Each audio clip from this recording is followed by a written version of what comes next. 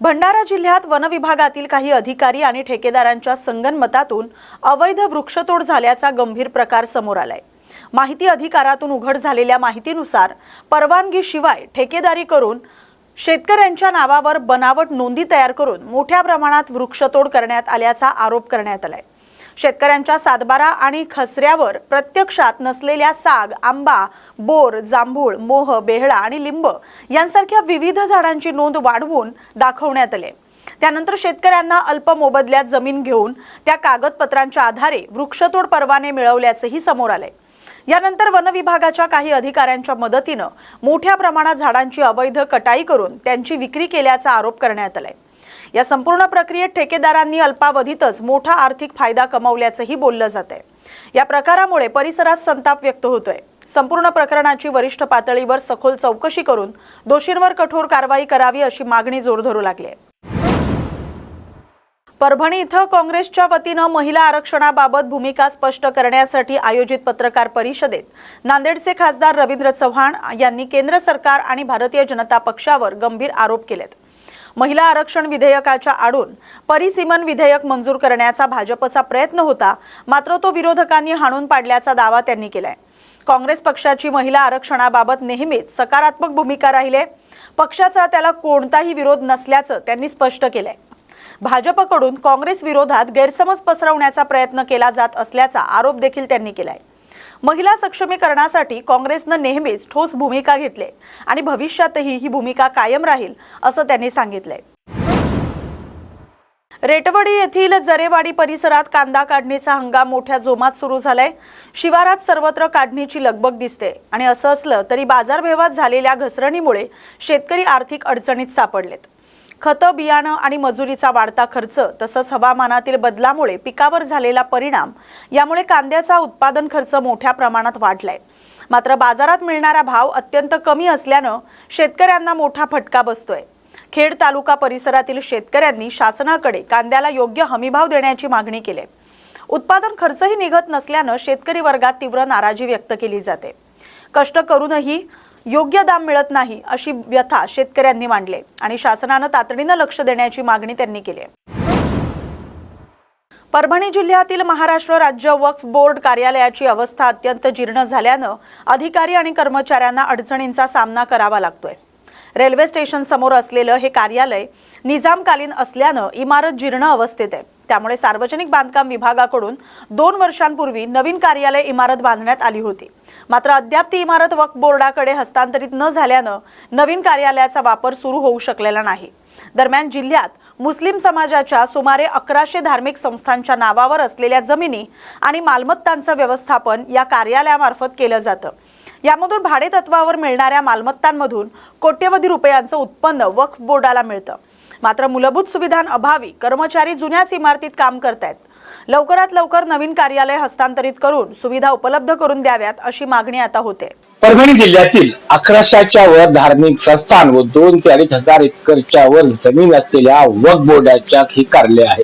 या कार्यालयातून मुस्लिम समाजाच्या या संपत्तीचे नियोजन केले जाते, परंतु मागील कित्येक वर्षापासून या नियोजनाचे काम अत्यंत जीर्ण झालेल्या अशा एका इमारतीतून होत आहे। येथे कर्मचाऱ्यांना आपला जीव मुठीत धरून काम करावे लागत आहे। मागील 2 वर्षापूर्वी खासदार यांच्या निधीतून वक्फ बोर्डाच्या साठी नवीन इमारत बांधण्यात आली, परंतु अद्याप त्या इमारतीमध्ये या कार्यालयाचे स्थलांतरण झाले नाही। त्यामुळे अशा या जीर्ण झालेल्या इमारतीत बसून कर्मचाऱ्यांना जीव मुठीत घेऊन आपले काम करावे लागत आहे। मोहसिन अहमद खान, न्यूज मराठी, परभणी। राज्य सरकारी मध्यवर्ती कर्मचारी संघटना महाराष्ट्र राज्य यांच्या नेतृत्वाखाली शासकीय कर्मचाऱ्यांच्या प्रलंबित मागण्यांसाठी 21 एप्रिल पासून बेमुदत संप आंदोलन सुरू करण्यात आले। या राज्यव्यापी आंदोलनाला ITI निर्देशक संघटनाही सहभागी झालेत। महाराष्ट्र राज्य ITI निर्देशक संघटनेनेही बेमुदत कामबंद आंदोलन पुकारले आणि आपलं आंदोलन सुरू केले। कर्मचाऱ्यांच्या सेवा विषयक आणि प्रशासकीय समस्या दीर्घकाळ प्रलंबित असून वारंवार निवेदन देऊनही शासनाकडून ठोस निर्णय न झाल्याने आंदोलनाचा मार्ग स्वीकारावा लागलाय असं संघटनेने स्पष्ट केलंय। या आंदोलनामुळे राज्यातील ITI शी संबंधित शैक्षणिक आणि प्रशासकीय कामकाजावर परिणाम होण्याची शक्यता आहे। कर्मचाऱ्यांच्या मागण्यांकडे शासनानं तातडीनं लक्ष द्यावं अशी मागणी संघटनेच्या पदाधिकाऱ्यांनी केली आहे। जी ITI निधीधर संघटनातर्फे आम्ही संप बेमुदत संप पुकारलेला आहे। यामध्ये संघटनेचे विविध मागणी आहे, जसे की जुनी पेन्शन योजना 10, 20, 30 कालबद्ध पदोन्नतीसाठी, त्यानंतर जुनी पेन्शन योजना लागू करण्यासाठी संघटनेने वेळोवेळी शासनाला निवेदन दिले असून शासन स्तरावर कसल्याही प्रकारची कारवाई होत नाही। यासाठी संघटनेने त्याच्यावर विलंब केलेला आहे। संघटनेच्या मागण्याच्या अनुषंगाने कसल्याही प्रकारची कारवाई केली नाही, म्हणून संघटनेने संतापून बेमुदत संपाचा इशारा दिलेला आहे। जोपर्यंत संघटनेचे मागण्या पूर्ण होत नाही, जुनी पेन्शन योजना लागू करत नाही, तोपर्यंत सर्व मराठवाडा शिक्षकेतर ITI निधी संघटना, राज्य सरकारी कर्मचारी संघटना सर्वांचे आंदोलन आणि संप सुरू आहे।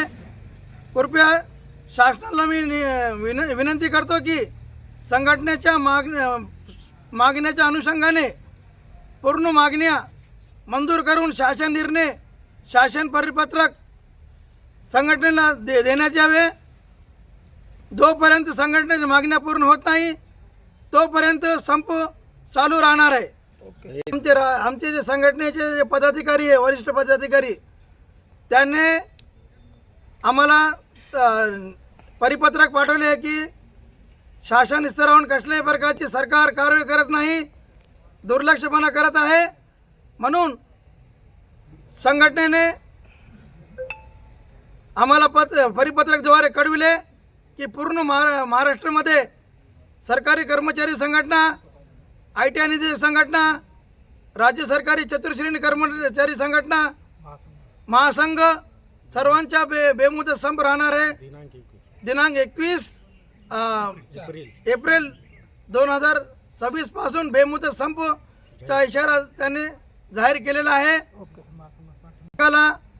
आमचे ITI महाराष्ट्र राज्य ITI निधी संघटना त्यांना पाठिंबा देत आहे आणि बेमुदत संपचा इशारा देत आहे। सर, आम्ही सर्व सरकारी जे कर्मचारी आहेत, काही जण OPS मध्ये आहेत, काही जण NPS मध्ये आहेत आणि RNPSच्या ज्या काही योजना आहेत त्या आजपर्यंत क्लिअर झालेल्या नाही आहेत की त्याच्यामध्ये नक्की तरतुदी काय आहेत। तर आमचं म्हणणं आहे की सर्व जे सरकारी कर्मचारी आहेत त्या सर्वांना पुन्हा जुन्या पेन्शन योजनेचा लाभ मिळावा, जेणेकरून सर्व सरकारी कर्मचाऱ्यांना न्याय मिळेल। काही OPS मध्ये आहेत, काही NPS मध्ये आहे।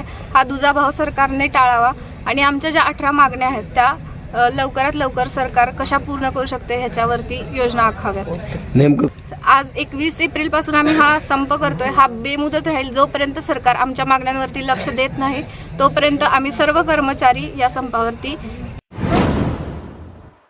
परभणी जिल्ह्यात 1 मे ते 15 मे या कालावधीत स्वगणना मोहीम राबवली जाणार आहे।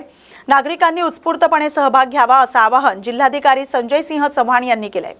भारत सरकारच्या 16व्या जनगणनेच्या कामाला सुरुवात झाली। यावेळी पहिल्यांदाच डिजिटल सेन्सस आणि स्वगणना ही सुविधा उपलब्ध करून देण्यात आली। या माध्यमातून नागरिक स्वतःची आणि कुटुंबाची माहिती ऑनलाईन पद्धतीने भरू शकणार आहेत।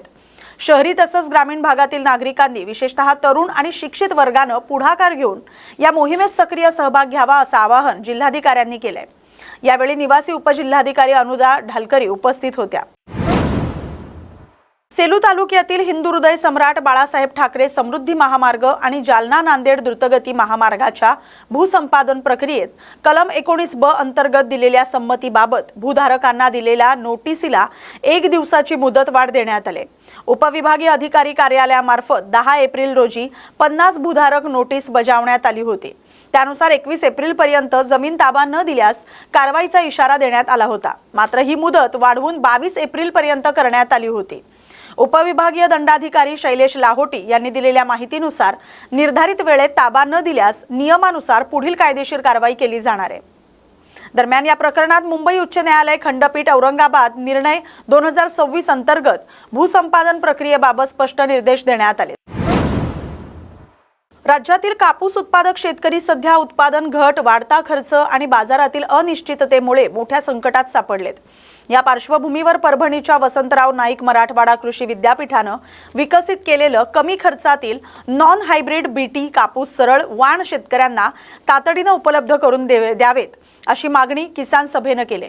किसान सभेच्या वतीनं कुलगुरूंना देण्यात आलेल्या निवेदनात नमूद करण्यात आलंय की हे बियाणं शेतकऱ्यांसाठी आर्थिकदृष्ट्या दिलासा देणारं ठरू शकतात.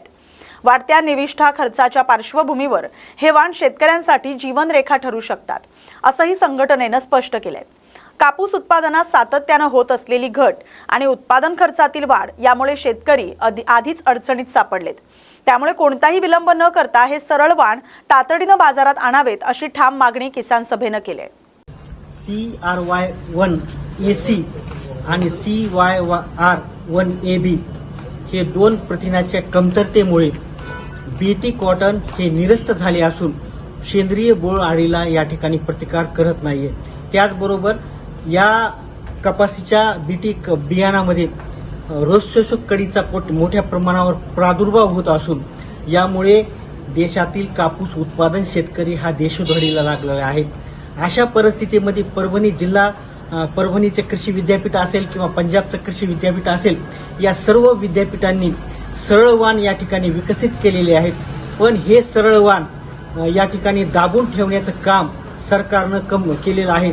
आमचा या ठिकाणी सरकारला प्रश्न आहे की मॉन्सॅन्टो कंपनी असेल किंवा सिजेंटा कंपनी असेल, या कंपन्यांची दलाली करण्याचं काम या ठिकाणच्या सरकारनं या कृषी मंत्र्यांना सोडून द्यावं आणि शेतकऱ्यांना परभणी कृषी विद्यापीठाने उपलब्ध करून दिलेले सरळ वाणाचे बियाणे उपलब्ध करून द्यावे, जेणेकरून या ठिकाणच्या शेतकऱ्यांना दरवर्षी बियाणे बदलण्याचं या ठिकाणी काम पडणार नाही. याचबरोबर हे सर्व बियाणे रस शोषक किडींना प्रतिकारक असून यामुळे चांगल्या प्रकारचं उत्पादन आणि शेतकऱ्याचा उत्पादन खर्च कमी होणार असून या ठिकाणच्या शेतकऱ्यांना ही गोष्ट दिलासादायक आहे. आज पाकिस्तान सारख्या देशाने 31 प्रकारचे सरळ वाणाचे बियाणे विकसित केले आहेत. चायनाने सुद्धा जे अमेरिकेवरचं परावलंबन जो आहे त्याला बाजूला सारून स्वतःचे बियाणे विकसित केले आहेत. भारतातल्या सुद्धा वेगवेगळ्या कृषी विद्यापीठानं हे केलेलं असताना या मॉन्सॅन्टो कंपनीची दलाली करणं या ठिकाणच्या सरकारनं थांबवावं, अशा प्रकारचं निवेदन आज आम्ही माननीय कलेक्टरला या ठिकाणी दिलेलं आहे. धन्यवाद. इन्कलाब जिंदाबाद. लाल सलाम. ज्येष्ठ पत्रकार संजय एम देशमुख यांनी 20 कार्यकर्त्यांसह शिवसेना शिंदे गटात प्रवेश केलाय. मलबार हिल येथील नंदनवन बंगल्यावर मुख्यमंत्री एकनाथ शिंदे यांच्या उपस्थितीत शिवसेनेचा भव्य पक्षप्रवेश सोहळा पार पडलाय. घोषणांच्या निनादात वातावरण दणाणून गेलंय. या सोहळ्यात पुष्पराज गायंडे, अरविंद देशमुख, वाजिद खान पठाण, पंजाबराव देशमुख, विनोद चाळके, संजय सोळंके, सुषमा ढोले, मनोहर मोहोड, दिलीप नवले यांच्यासह अनेकांनी शिवसेनेत प्रवेश केलाय. कार्यक्रमाला परिवहन मंत्री प्रताप सरनाईक, आमदार राजन साळवी यांच्यासह अनेक मान्यवर उपस्थित होते. या प्रवेशामुळे शिवसेनेच्या संघटनात्मक बळकटीला मोठा हातभार लागणार असल्याचं मानलं जातंय.